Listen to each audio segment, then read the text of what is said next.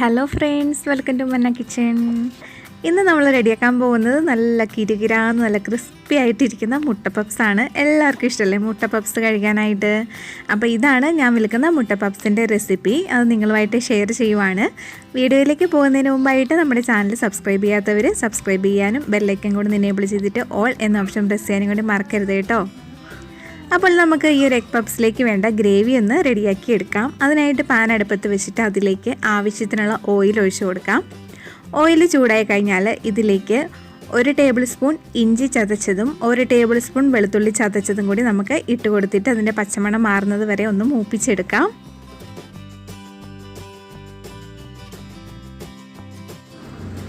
ഇനി നമുക്കിതിലേക്ക് 2 പച്ചമുളക് വട്ടത്തിൽ ഇതുപോലെ ചെറുതായിട്ട് അരിഞ്ഞതും പിന്നെ കുറച്ച് കറിവേപ്പിലയും കൂടി ചേർത്ത് കൊടുത്തിട്ട് അതും കൂടി ഒന്ന് വഴറ്റി കൊടുക്കാം.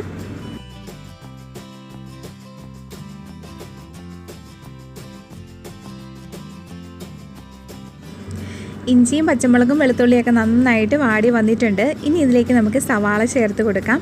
ഞാനിവിടെ മീഡിയം സൈസിലുള്ള 3 സവാള കനം കുറച്ച് നീളത്തിൽ ഇതുപോലെ അരിഞ്ഞു വെച്ചിരിക്കുന്നതാണ്. അത് ചേർത്ത് കൊടുക്കുവാണ്. ഇനി നമുക്ക് സവാള വഴണ്ട് കിട്ടുന്നതിന് ആവശ്യമായിട്ടുള്ള ഉപ്പും കൂടി ചേർത്ത് കൊടുക്കാം.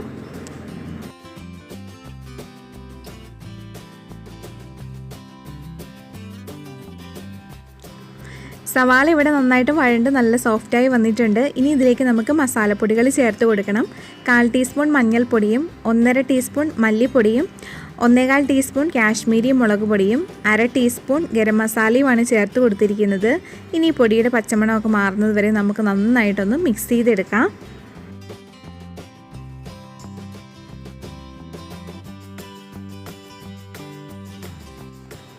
അങ്ങനെ മസാലപ്പൊടിയുടെ പച്ചമണമൊക്കെ ഇവിടെ നന്നായിട്ട് മാറി വന്നിട്ടുണ്ട്. ഇനി ഇതിലേക്ക് ഞാനൊരു ചെറിയ തക്കാളി ഇതുപോലെ നീളത്തിൽ അരിഞ്ഞത് ചേർത്ത് കൊടുക്കുവാണ്.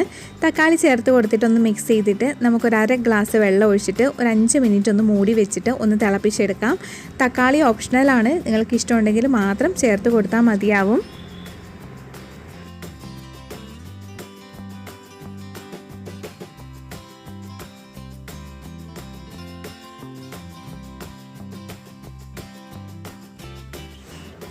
അങ്ങനെ പപ്സിൻ്റെ ഉള്ളിൽ വയ്ക്കാനുള്ള ഗ്രേവി ഇവിടെ റെഡി ആയിട്ടുണ്ട്. ഇത് നമുക്ക് മാറ്റി വെച്ചിട്ട് പപ്സ് ഷീറ്റ് ഒന്ന് റെഡിയാക്കി എടുക്കണം. അപ്പോൾ പപ്സ് ഷീറ്റ് റെഡിയാക്കാനായിട്ട് ഞാൻ ഇതുപോലത്തെ എലൈറ്റിൻ്റെ മൈദയാണ് എടുത്തിരിക്കുന്നത്.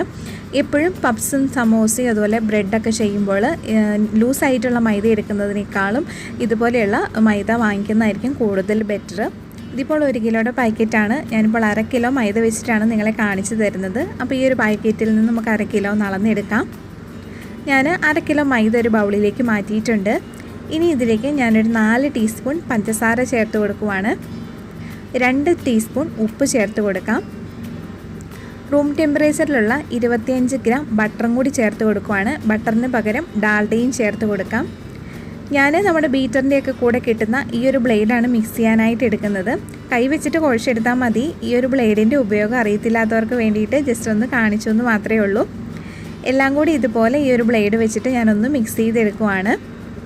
അതിനുശേഷം ഇതിലേക്ക് ഞാൻ 1 കപ്പ് എന്ന് പറയുന്നത് 250 ml ആണ്. നല്ല തണുത്ത വെള്ളമാണ് കേട്ടോ ചേർത്ത് കൊടുക്കുന്നത്. അത് നമ്മൾ ഒന്നിച്ച് ചേർത്ത് കൊടുക്കേണ്ട, കുറച്ചായിട്ട് ചേർത്ത് കൊടുത്തിട്ട് മിക്സ് ചെയ്തെടുത്താൽ മതി.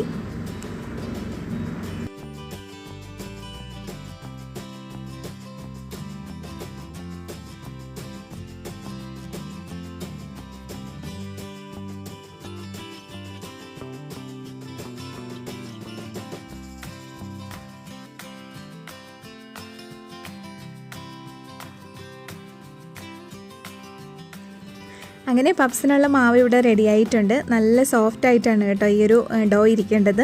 നമ്മൾ കൈകൊണ്ട് ഇതുപോലെ തൊട്ട് നോക്കുന്ന സമയത്ത് കുഴിഞ്ഞു പോകുന്നത് പോലെ തന്നെ അത് തിരിച്ച് പൊങ്ങി വരണം. അതാണ് ഇതിൻ്റെ ഒരു കൺസിസ്റ്റൻസി. ഇനി നമുക്ക് ഈ ഒരു മാവ് ഒരു 10 മിനിറ്റ് ഒന്ന് റെസ്റ്റ് ചെയ്യാനായിട്ട് മാറ്റി വെക്കാം. നല്ല നനഞ്ഞൊരു തുണി വെച്ചിട്ടൊന്ന് കവർ ചെയ്തിട്ട് വേണം വെക്കാൻ. നനച്ചിട്ട് തുണി നന്നായിട്ട് പിഴിഞ്ഞ് വേണം ഈ ഒരു ഡോയുടെ മുകളിൽ ഇടാനായിട്ട്. അങ്ങനെ മാവ് നമ്മളൊരു 10 മിനിറ്റ് റെസ്റ്റ് ചെയ്യാൻ മാറ്റി വെച്ചിട്ടുണ്ട്. ഈ ഒരു സമയത്ത് നമുക്ക് കുറച്ച് കാര്യമൊന്ന് ചെയ്യാനുണ്ട്. ഈ ഒരു പപ്സ് നമ്മളൊരു 3-4 തവണ ഒന്ന് ഫോൾഡ് ചെയ്തെടുക്കുന്നുണ്ട് കേട്ടോ. അപ്പോൾ അതിലേക്ക് ഒരു 2 തവണ നമ്മൾ മാവ് പരത്തിയിട്ട് അപ്ലൈ ചെയ്ത് കൊടുക്കുന്നത് മാർജറിനാണ്. ഇപ്പോൾ ഈ ഒരു മാർജറിൻ 225 ഗ്രാമാണ് ഞാൻ എടുക്കുന്നത്. മാർജറിൻ ഇല്ലാത്തവർക്ക് കറക്റ്റ് അളവിൽ ബട്ടറും ഉപയോഗിക്കാം. ഈ ഒരു മാർജറിൻ കൂടുതൽ ഉപയോഗിക്കുന്ന ബേക്കറിക്കാരാണ്, അവർക്കിത് കൂടുതൽ അളവിലാണ് കേട്ടോ കിട്ടുന്നത്. ഇപ്പോൾ ബേക്കിംഗ് പ്രൊഡക്റ്റ് ഷോപ്പിലൊക്കെ ഇത് കുറഞ്ഞ അളവിൽ വന്നു തുടങ്ങിയിട്ടുണ്ട്. അപ്പോൾ ഞാൻ സാധനം എടുക്കുന്നത് തൊടുപുഴയിൽ ഈസി ബേക്സിൽ നിന്നുമാണ്. അവിടെ ഇപ്പോൾ 1/2 കിലോയുടെ ഒരു ബോട്ടിൽ വന്നിട്ടുണ്ട്. ഈ ഒരു 1/2 കിലോയ്ക്ക് 90 രൂപയാണ് റേറ്റ് വരുന്നത്. അപ്പോൾ നിങ്ങൾക്ക് ഏതെങ്കിലും ബേക്കറിക്കാരെയൊക്കെ അറിയാമെങ്കിൽ അവരോട് കുറച്ച് അളവൊന്ന് തരാമോയെന്ന് ചോദിച്ചാൽ അങ്ങനെയും കിട്ടും. അപ്പോൾ ഈ ഒരു മാർജറിൻ ഇല്ലാത്തവർക്ക് ബട്ടർ ഉപയോഗിക്കാം. ഇപ്പോൾ മാർജറിൻ കുറച്ച് ഹാർഡായിട്ടാണ് ഇരിക്കുന്നത്. ഇനി ഇത് നമ്മൾ കൈകൊണ്ട് നന്നായിട്ട് മിക്സ് ചെയ്ത് ഇതൊന്ന് സോഫ്റ്റാക്കി എടുക്കണം. അപ്പോൾ ഇത് നമുക്കൊന്ന് സോഫ്റ്റാക്കി എടുക്കാം. ഞാനൊരു പ്ലേറ്റിലേക്ക് 225 ഗ്രാം അളന്നെടുത്തിട്ടുണ്ട്. ഇനി ഇത് കൈകൊണ്ട് മിക്സ് ചെയ്തിട്ട് നമുക്ക് നന്നായിട്ട് സോഫ്റ്റാക്കി എടുക്കാം.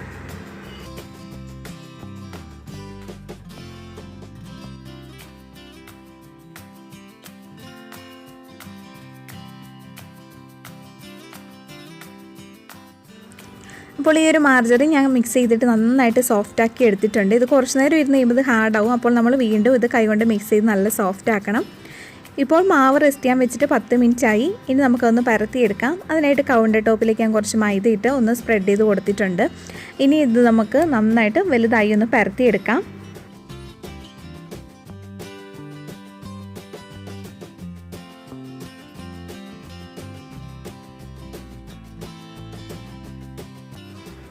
അങ്ങനെ മാവ് ഇതുപോലെ വലുതായിട്ട് പരത്തി എടുത്തിട്ടുണ്ട്.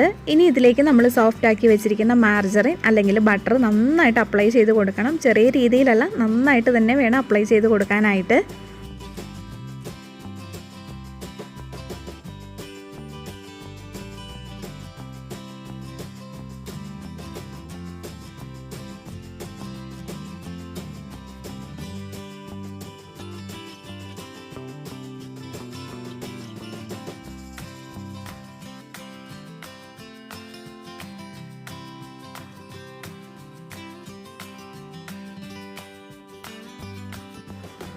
അങ്ങനെ മാവ് ആദ്യം പരത്തിയതിൽ നമ്മൾ മാർജറിൻ നന്നായിട്ട് തേച്ച് കൊടുത്തിട്ടുണ്ട്. ഇനി നമുക്കിതൊന്ന് ഫോൾഡ് ചെയ്തെടുക്കണം. സാരി ഫോൾഡിംഗ് എന്നാണ് പറയുന്നത്.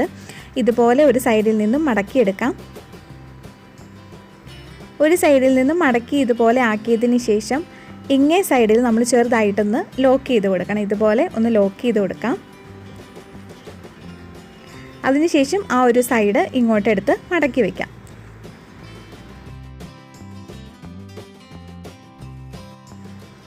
അങ്ങനെ നമ്മൾ ഒന്നാമത്തെ ഫോൾഡിങ് ചെയ്ത് കഴിഞ്ഞു. ഇനി ഇത് വീണ്ടും ആ നനഞ്ഞ ഒരു ക്ലോത്ത് ഇട്ടിട്ട് ഒരു 10 മിനിറ്റ് റെസ്റ്റ് ചെയ്യാൻ മാറ്റി വയ്ക്കാം.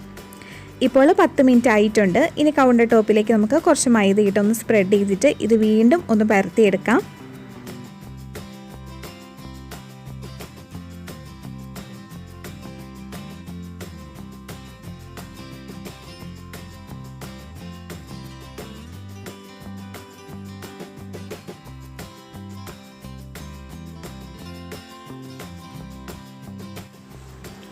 അങ്ങനെ രണ്ടാമതും നമ്മൾ വലുതായിട്ട് ഇതുപോലെ പരത്തിയെടുത്തിട്ടുണ്ട്. ഇനി ബാക്കിയുള്ള മാർജറിൻ മുഴുവനും നമുക്ക് ഈ ഒരു ലെയറിൽ തേച്ച് കൊടുക്കാം.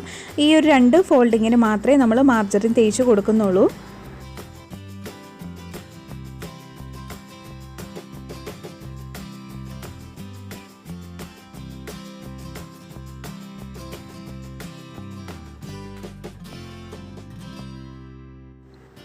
അങ്ങനെ മാർജറിൻ തേച്ച് കൊടുത്തിട്ടുണ്ട്. ഇനി നമുക്ക് ആദ്യം ചെയ്തതുപോലെ തന്നെ ഇതും സാരി ഫോൾഡിംഗ് ആണ് ചെയ്യേണ്ടത്.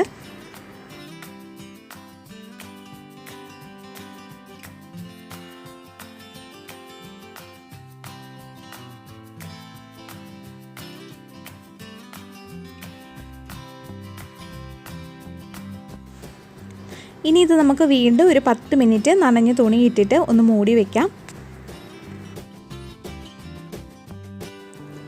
രണ്ടാമത് ഫോൾഡ് ചെയ്ത് വെച്ചിട്ട് ഇപ്പോൾ 10 മിനിറ്റ് ആയി. ഇനി ഇത് നമുക്ക് ആദ്യം ചെയ്തതുപോലെ തന്നെ മൈദ കുറച്ചൊന്ന് ഡസ്റ്റ് ചെയ്തിട്ട് നമുക്ക് വീണ്ടും ഒന്ന് പരത്തിയെടുക്കണം. നമ്മൾ ഇതുപോലെ 2-3 തവണ ഫോൾഡ് ചെയ്യുന്നത് നമ്മുടെ പപ്സിന് നല്ല ലെയറുകൾ കിട്ടാൻ വേണ്ടിയിട്ടാണ്.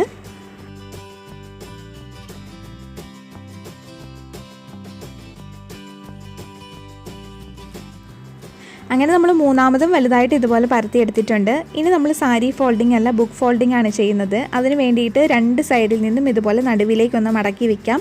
നടുവിലേക്ക് മടക്കി വെച്ചിട്ട് സൈഡ് ഭാഗം രണ്ടും ഒന്ന് ലോക്ക് ചെയ്ത് കൊടുക്കണം.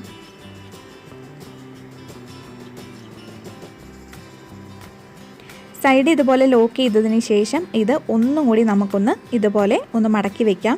മടക്കി വെച്ചതിന് ശേഷം ഒരു 10 മിനിറ്റ് നനഞ്ഞ തുണി ഇട്ടിട്ട് ഒന്നും കൂടി ഒന്ന് റെസ്റ്റ് ചെയ്യാനായിട്ട് മാറ്റി വയ്ക്കാം.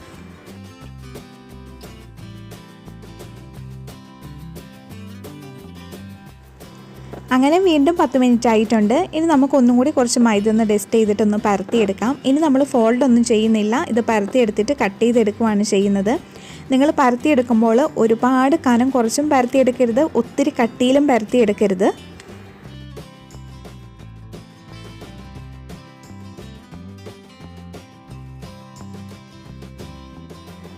അപ്പോൾ ഞാൻ ഇതുപോലെ ഒന്ന് പരത്തിയെടുത്തിട്ടുണ്ട്. ഇനി നമുക്കിതിൻ്റെ സൈഡൊക്കെ ഒന്ന് കട്ട് ചെയ്ത് മാറ്റാം. നമുക്ക് ഈ ഒരു 1/2 കിലോ മൈദ വെച്ചിട്ട് ചെയ്യുമ്പോൾ ഒരു 12-13 പപ്സ് കിട്ടും. അപ്പോൾ ഞാൻ ഇതുപോലെ ഒന്ന് സ്ക്വയർ ഷേപ്പിലൊന്ന് കട്ട് ചെയ്തെടുക്കുവാണ്. ഞാനിവിടെ ഒരു 6 എഗ് പപ്സും ബാക്കി മീറ്റ് പപ്സുമാണ് റെഡിയാക്കിയിരുന്നത്.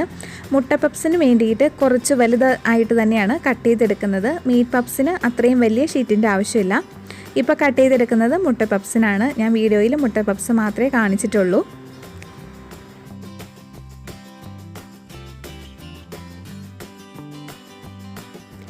ഇനി നമുക്ക് പപ്സ് ഉണ്ടാക്കാനായിട്ട് തുടങ്ങാം. 6 മുട്ട പപ്സിന് വേണ്ടിയിട്ട് ഞാനിവിടെ ഒരു 3 മുട്ട പുഴുങ്ങി വെച്ചിട്ടുണ്ട്. ഇത് നമുക്ക് നടുവേ ഒന്ന് കട്ട് ചെയ്ത് വെക്കാം. പിന്നെ ഒരു മുട്ട ഞാൻ സ്പൂൺ വെച്ചിട്ട് ഒന്ന് ബീറ്റ് ചെയ്തതും എടുത്ത് വെച്ചിട്ടുണ്ട്. ഞാനിവിടെ ഒരു ഷീറ്റ് നമ്മൾ ബേക്ക് ചെയ്യുന്ന ട്രേയിലേക്ക് വെച്ചിട്ടുണ്ട്. ആ ഒരു ഷീറ്റിന് മുകളിൽ നമുക്ക് കുറച്ച് വെള്ളം ഒന്ന് ബ്രഷ് ചെയ്ത് കൊടുക്കണം. നോർമൽ വാട്ടറാണ് കേട്ടോ ബ്രഷ് ചെയ്ത് കൊടുക്കുന്നത്. വെള്ളം ബ്രഷ് ചെയ്ത് കൊടുത്തിട്ടുണ്ട്. ഇനി ഈ ഷീറ്റിൻ്റെ നടുവിലായിട്ട് നമ്മൾ റെഡിയാക്കി വെച്ചിരിക്കുന്ന ഗ്രേവി കുറച്ചൊന്ന് വെച്ച് കൊടുക്കാം. ഗ്രേവി വെച്ച് കൊടുത്തിട്ട് ആ ഗ്രേവിയുടെ നടുവിൽ നമുക്ക് ഒരു മുട്ടയുടെ പീസും കൂടി വെച്ച് കൊടുത്തിട്ട് 4 സൈഡിൽ നിന്നും ഫോൾഡ് ചെയ്തെടുക്കാം. നിങ്ങൾ 4 സൈഡിൽ നിന്നും ഫോൾഡ് ചെയ്ത് ഒട്ടിക്കുമ്പോൾ ഒരുപാട് പ്രസ് ചെയ്ത് ഒട്ടിക്കേണ്ട ആവശ്യമില്ല. ജസ്റ്റ് ഒന്ന് ചേർത്ത് വെച്ചാൽ മാത്രം മതിയാവും. ഇതുപോലെ തന്നെ നമുക്ക് ബാക്കിയുള്ള എല്ലാ ഷീറ്റിലും ഗ്രേവിയും മുട്ടയും വെച്ചിട്ട് ഇതുപോലെ തന്നെ ഫോൾഡ് ചെയ്തെടുക്കാം.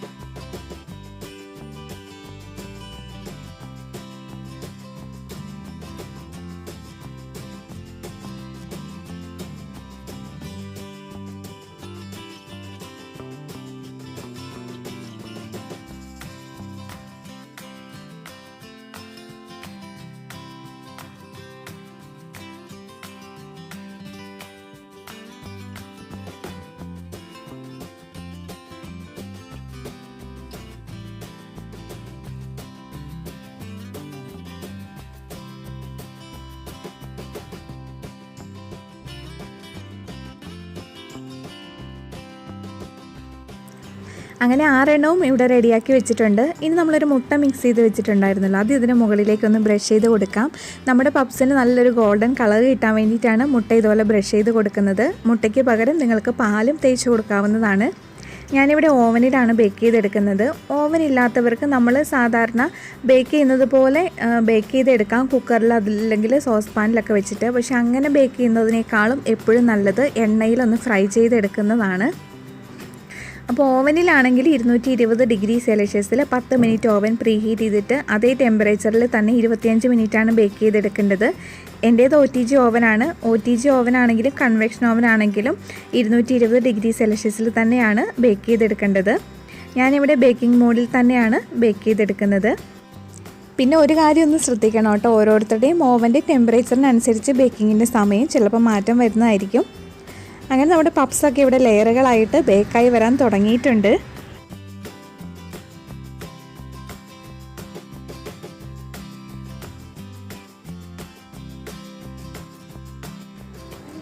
അങ്ങനെ നമ്മുടെ മുട്ട പപ്സ് ഇവിടെ ബേക്കായി വന്നിട്ടുണ്ട്. എനിക്ക് കറക്റ്റ് 25 മിനിറ്റ് കൊണ്ട് തന്നെ ഇവിടെ ബേക്കായി കിട്ടി. നന്നായിട്ട് ആവിയൊക്കെ പറക്കുന്നുണ്ട്. നിങ്ങൾക്കിത് വീഡിയോയിൽ കാണാൻ പറ്റുന്നുണ്ടോ എന്ന് അറിയത്തില്ല. അപ്പോൾ നല്ല കിരികിരാന്ന് നല്ല ക്രിസ്പി ആയിട്ടാണ് ഇരിക്കുന്നത്. ഈ ഒരു ചൂടോടെ തന്നെ ഇതൊന്ന് കഴിച്ച് നോക്കണം, എന്നാലാണ് ഇതിൻ്റെ കറക്റ്റ് ടേസ്റ്റ് നമുക്ക് അറിയാനായിട്ട് പറ്റുള്ളൂ. ഈ ഒരു റെസിപ്പി എന്തായാലും നിങ്ങളൊന്ന് ട്രൈ ചെയ്ത് നോക്കണം കേട്ടോ. ഈ ഒരു വീഡിയോ ഇഷ്ടപ്പെട്ടാൽ തീർച്ചയായിട്ടും താഴെ ഒന്ന് കമൻറ്റ് ചെയ്യാൻ മറക്കരുത്. പിന്നെ വീഡിയോ ഇഷ്ടപ്പെട്ടാൽ ഒന്ന് ലൈക്ക് ചെയ്യാനും കൂടി മറക്കരുത് കേട്ടോ. പിന്നെ നിങ്ങളുടെ ഫ്രണ്ട്സ് ആൻഡ് ഫാമിലിക്കൊക്കെ ഒന്ന് ഷെയർ ചെയ്ത് സപ്പോർട്ട് ചെയ്യാനും കൂടി മറക്കണ്ട. നമുക്ക് ഒരു അടിപൊളി റെസിപ്പി ആയിട്ട് വീണ്ടും കാണാം. Thank you for watching.